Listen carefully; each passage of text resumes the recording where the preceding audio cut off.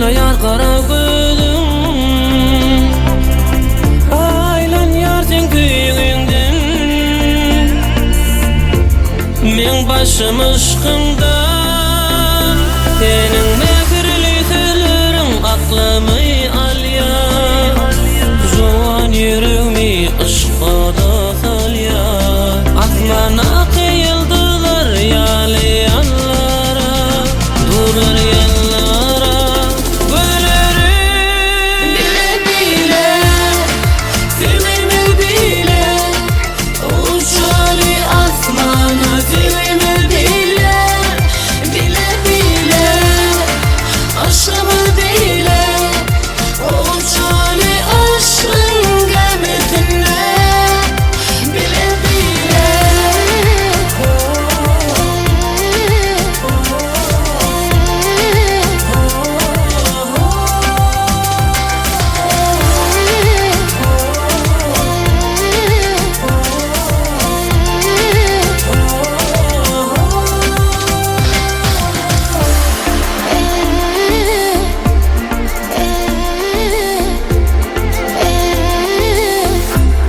Okey.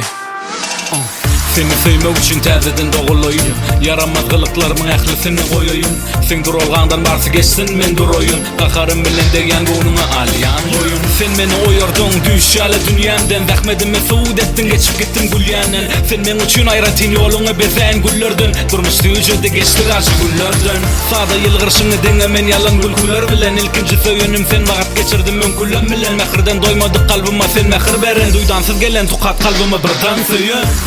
Yüzümde göryen ışığını Seyen yüreğin keşfini Hayat mehirleten gözlerim Beni coşur yer sözlerim senin mekirli sözlerin aklımı alya zoğan yüreğimi ışka da salya asmana kıyıldılar yali yanlara durur yanlara güllerim bile bile sevimi bile uçali asmana sevimi bile bile bile aşkımı bile uçali aşkın gemetine bile bile